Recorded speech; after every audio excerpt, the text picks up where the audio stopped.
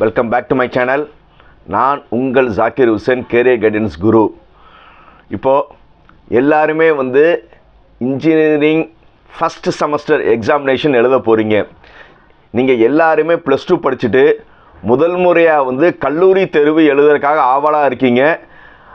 +2 நீங்கள் தேர்வு எழுதுகிற முறைக்கும் காலேஜ் நீங்கள் தேர்வு எழுதுகிற முறைக்கும் நிறையா வித்தியாசங்கள் இருக்கும். அங்கே உங்கள் 1 மார்க் 2 மார்க் 3 மார்க் 5 மார்க் அப்படி இருக்கும். இங்கே அப்படி மேக்ஸிமம் இருக்காது. இங்கே எப்படி இருக்கும்னா 10 2 மார்க்கு 5 பிக் கொஸ்டின்ஸு 5 × 16 10 × 2 இந்த ரேஞ்ச் தான் பேட்டர்ன் அதிகமாக இருக்கும். முதல்ல உங்களுக்கு என்னென்னைக்கு எக்ஸாம் உங்கள் எல்லாருக்கும் தெரியும். பட் இருந்தாலும் ஷார்ட்டாக சொல்லிடுறேன். உங்களுக்கு என்றைக்கு February 12 ஃபஸ்ட்டு எக்ஸாமினேஷன். உங்களுடைய வாழ்க்கையில் முதல் கல்லூரி தேர்வு எழுத போகிறீங்க.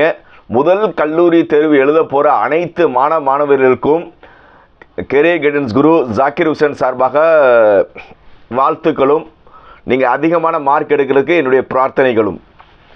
12 February உங்களுக்கு என்னது முதல் எக்ஸாம்?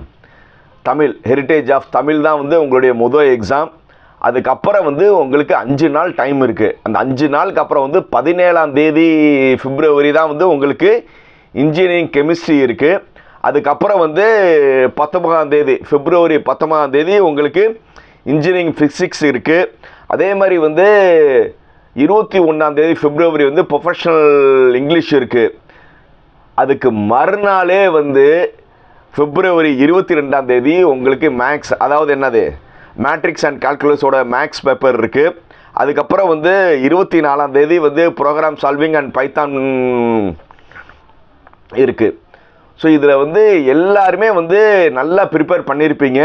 பட் நீங்கள் என்ன தான் நல்லா ப்ரிப்பேர் பண்ணியிருந்தாலும் உங்களுக்கு ஒவ்வொரு தேர்வுக்கான இடைவெளி ரொம்ப கம்மி. ஏன்னா ஒரு நாள் 2 நாள் இப்படி தான் இருக்குது.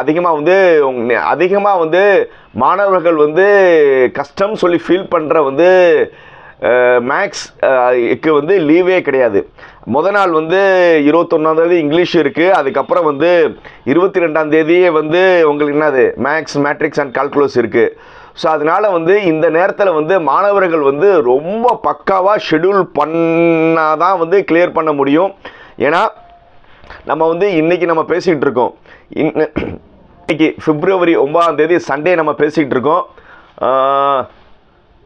உங்களுக்கு முதல் எக்ஸாம் என்னது ஹெரிட்டேஜ் ஆஃப் தமிழ். ஸோ நீங்கள் மேக்ஸிமம் தமிழில் யாருமே ஃபெயில் ஆக மாட்டீங்க. கிரெடிட் 1 பாயிண்ட் தான்.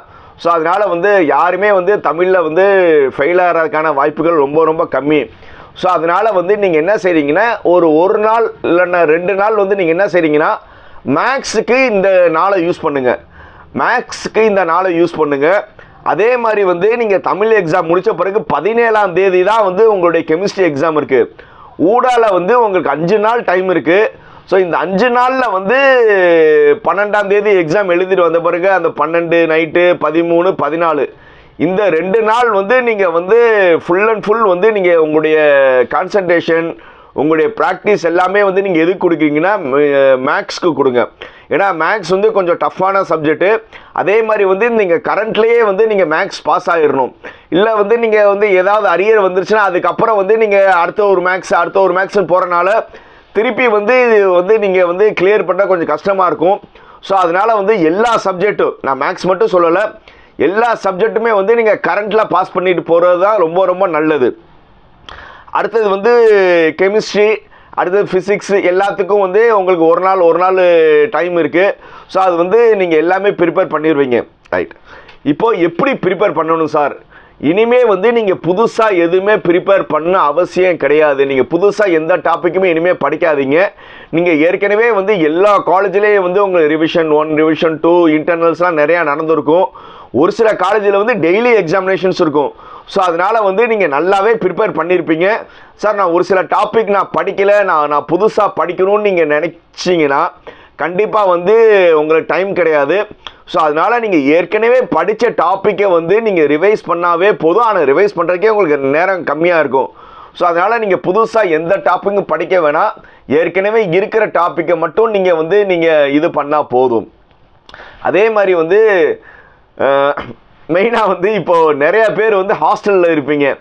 ஸோ ஹாஸ்டல் லைஃப் வந்து உண்மையிலே வந்து எல்லா மாணவிகளுக்கும் கிடைக்க பெறாத ஒரு வாழ்க்கைனா கல்லூரி ஹாஸ்டல் வாழ்க்கை. நான் ஹாஸ்டல் வாழ்க்கை வந்து உங்களுக்கு ரொம்ப நல்லா இருக்கும். அதே மாதிரி இந்த ஸ்டடீஸ்லேயும் வந்து நிறைய இதில் வந்து பாசிட்டிவும் இருக்குது, நெகட்டிவ் இருக்குது. ஏன்னா நீங்கள் வந்து ஒரு குரூப் ஸ்டடி படிக்கிறீங்க. ஸோ குரூப் ஸ்டடி படிக்கும்போது அதில் வந்து ஓரளவுக்கு கொஞ்சம் நல்லா படிக்கிறவங்க இருப்பாங்க. அவங்க அப்படியே 4-5 பேர் உட்காந்து அப்படியே பாயிண்ட்ஸ் எடுத்து நீங்கள் நல்லபடியாக படிப்பீங்க.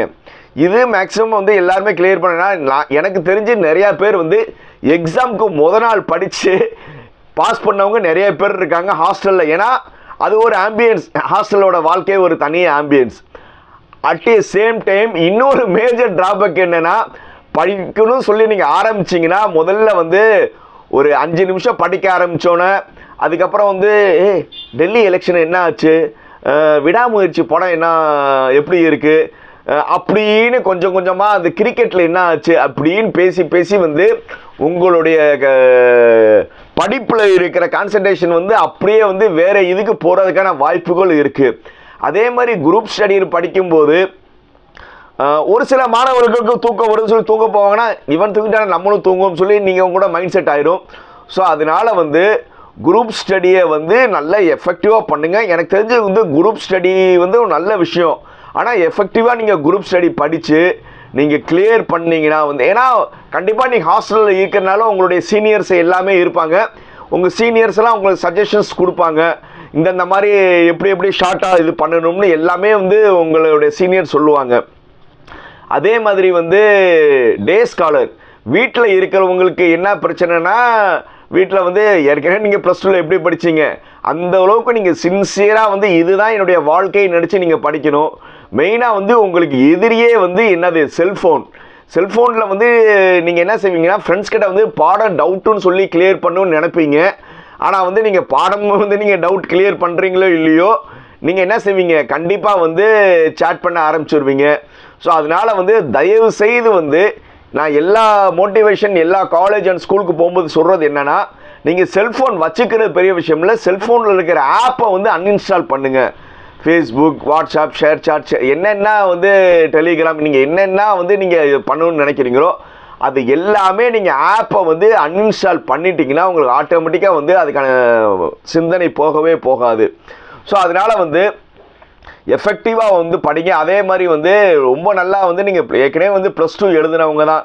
ஸோ அதனால் வந்து ரெக்ரெஸ்ஸாக வந்து ப்ளஸ் 2ல் நல்ல மார்க் எடுத்திருப்பீங்க.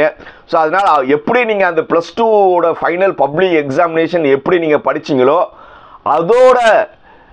அதோட வந்து நீங்கள் அதிகமான கான்சன்ட்ரேஷன் பண்ணி இங்கே பண்ணணும். ஸோ சார் காலேஜ் லைஃப் வந்து அப்படியே போனாவே நம்ம பாஸ் பண்ணிடலாம்னு நினைக்காதீங்க. ஏன்னா நீங்கள் இங்கே எடுக்க போகிற பெர்சன்டேஜ் சிஜிபிஏ தான் வந்து நீங்கள் அடுத்தடுத்த வந்து குமுலேட்டிவ் வந்து சிஜிபிஏன்னு சொல்லுவாங்க. நீங்கள் இந்த ஃபஸ்ட்டு செமஸ்டர் அடுத்த செகண்ட் செமஸ்டர் எல்லாமே வந்து நீங்கள் குமுலேட்டிவ் சிஜிபிஏ வச்சு தான் ஒரு பெரிய கம்பெனி வந்து உங்களுக்கு வேலைக்கு எடுக்கிறதுக்காக என்ன செய்வாங்க, சாய்ஸ் பண்ணுவாங்க. அதாவது அவங்க என்ன செய்வாங்கன்னா, மெயினாக வந்து எல்லா பெரிய கம்பெனியோட ஃபஸ்ட்டு அஜெண்டாவே என்னன்னா, நோ ஹிஸ்ட்ரி ஆஃப் அரியரே இல்லாத பையன் தான் எனக்கு முதல்ல வேணும்னு கேட்பாங்க. ஒரு சில கம்பெனி வந்து அரியர் வச்சு பாஸ் பண்ண பையங்களும் கேட்பாங்க. ஆனால் பெரும்பாலான பெரிய கம்பெனிகள் எல்லாருமே அரியர் இல்லாத பையங்களை தான் வந்து ப்ரிஃபர் பண்ணுவாங்க. அதில் வந்து நீங்கள் ஃபில்டர் ஆகிடாதீங்க. ஸோ அதனால் வந்து எல்லாருமே ஹை ஸ்கோர் பண்ணுங்கள். வேறு உங்களுக்கு சார் படிக்கிறதுல டிப்ஸு என்னென்ன மாதிரி ஷார்ட்கட்ஸ் படிக்கணும்னு நினச்சிங்கன்னா என் நம்பர் வந்து 9842376822. என் பேர் ஜாக்கிர் ஹுசேன்.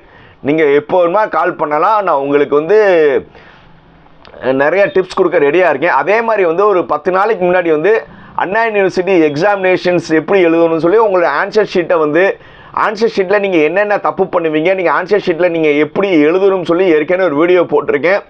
அந்த வீடியோ வந்து நான் டிஸ்கிரிப்ஷன்லேயே வைக்கிறேன். எல்லாருமே வந்து இந்த வீடியோ பார்த்துட்டு அந்த வீடியோவும் பாருங்கள்.